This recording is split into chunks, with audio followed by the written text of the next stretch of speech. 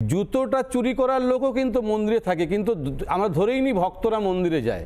এই যে জুতো চোর যেখানে থাকে তার জন্য কি মন্দিরটা অপবিত্র হয়ে যায়? তা তো হয় না। ফলে এই সব চোরগুলো থাকবে। জুতো চুরি হয় বলে মন্দিরেও আমি যাব না, এটা তো হতে পারে না কখনো। আমি বলতে চাইছি যে তৃণমূল কংগ্রেস, আমি যেটাকে সাপোর্ট করি, আমি তৃণমূল কংগ্রেসের কেউ না, আমি যেটা সাপোর্ট করি সেখানে একটা তৃণমূল কংগ্রেসের তৃণমূল কংগ্রেসের কাদের? আমি তৃণমূল কংগ্রেস এবং কংগ্রেসকে নিয়ে বিতর্ক হলো, দেখা যায় অনির্বাণ মণিশঙ্করদার গায়ে লাগছে। তৃণমূল কংগ্রেস নিয়ে প্রশ্ন করলে মণিশঙ্করদার গায়ে লাগে। আপনি কংগ্রেসই ঘরানার মানুষ, এই মুহূর্তে ফিট করবার জন্য তৃণমূলকে বেছে নিয়েছেন না? বলবো না, আমি এখনো বলছি তৃণমূল কংগ্রেস আর কংগ্রেসের মধ্যে খুব একটা বিভেদ নেই আইডিওলজিতে। কারণ দুজনেরই পিছন দিকে দেখবেন হয় রাজীব গান্ধী নাহলে ইন্দিরা গান্ধীর ছবি আছে, ওদেরকেই বিশ্বাস করে। মুহূর্তে একজন সত্যি সাহস করে আমাদের সঙ্গে এই জিজ্ঞাসাবাদের টেবিলে এসেছেন মণিশঙ্কর দা। এই মুহূর্তে মণিশঙ্কর বাবু দীর্ঘদিন ধরে আইনের যে মার প্যাচ, সেই মার প্যাচে অভ্যস্ত। মণিশঙ্কর বাবু কলকাতা হাইকোর্টে দীর্ঘদিন ধরে আইন চর্চার পাশাপাশি রাজনীতির চর্চা করেন। প্রথমেই বলুন যে আপনার এই রাজনীতির চর্চাতে আসার কারণটা কি?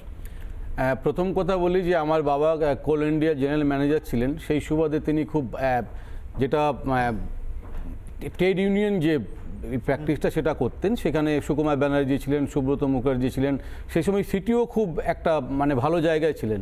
এই ট্রেড ইউনিয়ন থেকে বাবার সঙ্গে আস্তে আস্তে বিভিন্ন কংগ্রেসের লোকেদের সঙ্গে আমার আলাপ হয়, বসন্ত সাটে, প্রণব মুখার্জি, পরবর্তীকালে সুব্রত মুখার্জি। তখন থেকে ছোটোবেলার থেকে বাবার সঙ্গে দেখে দেখে আইনটিসিটা মূলত তো কংগ্রেস ঘরানার একটা ট্রেড ইউনিয়ন, সেখান থেকে আমি রাজনীতিটা উদ্বুদ্ধ হয়েছি। পরবর্তীকালে কলেজে যখন আমি কলকাতায় পড়তে এলাম, ল পড়েছিলাম একটা কারণেই যে আমি কোল ইন্ডিয়াতে একটা ওয়েলফেয়ার অফিসার আছে, লয়ের ডিগ্রিটা থাকলে সেখানে পাবো।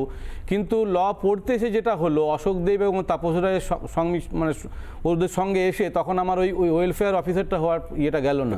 কোল ইন্ডিয়াতে চাকরি করার স্বপ্ন, সেখান থেকে হঠাৎ করে কয়লা চোরদের ডিফেন্ড করা, এই জার্নিটা হঠাৎ করে কি করে হয়ে গেল? এটা তো রোল রিভার্সাল। কয়লা চোরদের ডিফেন্ড তো তখন ছিল না, যখন কলেজে পড়ি, ধরুন 94 এরকম 95-এ তখন পড়তে এসেছিলাম, তখন মনে হয় একটা রাজনীতির সমীকরণটা একদমই আলাদা ছিলেন। তখন প্রত্যেকটা দলের সঙ্গে একটা সখ্যতা ছিল।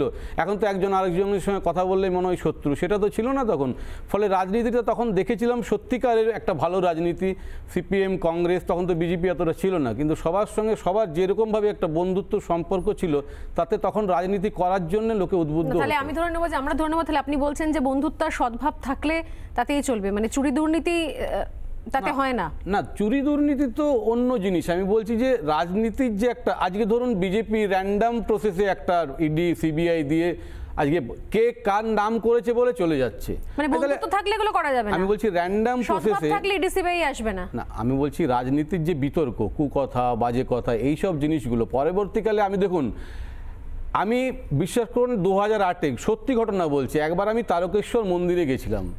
মন্দির থেকে বেরিয়ে আমি দেখলাম আমার জুতোটা নেই, আমার ফ্যামিলি নিয়ে গেছিলাম। আমি এই কথাটা এই জন্যই বলতে চাইছি যে জুতোটা চুরি করার লোকও কিন্তু মন্দিরে থাকে, কিন্তু আমরা ধরেই নি ভক্তরা মন্দিরে যায়।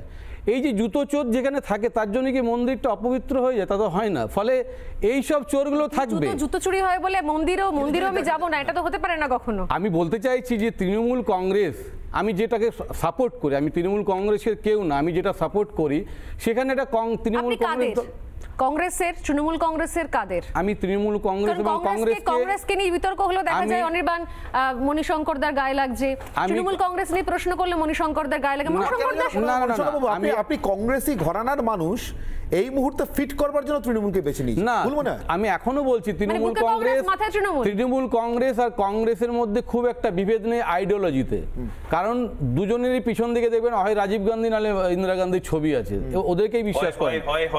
ফলে ব্যাপারটা কি হয়তো কয়লা হয় চাকরি চুরি, নয়তো একাধিক বোফোর্সের মতন মামলা। দেখুন আপনারা যেটাকে চুরি বলবেন, আমি সেটাকে চুরি বলতে পারবো না রাজনীতির ছাত্র, লয়ের ছাত্র হিসেবে। কারণ যতক্ষণ পর্যন্ত একজনকে ডিক্লেয়ার না করা হবে যে সত্যি সত্যি সে চুরি করেছে, কনভিক্টেড যাকে বলে, এটা তো অভিযুক্ত আর কনভিক্টেড দুটো আমি আইনের ছাত্র হিসেবে গুলিয়ে দেব না, যদি আপনারা আপনাদের মতো করে সেটা বলতেই পারেন।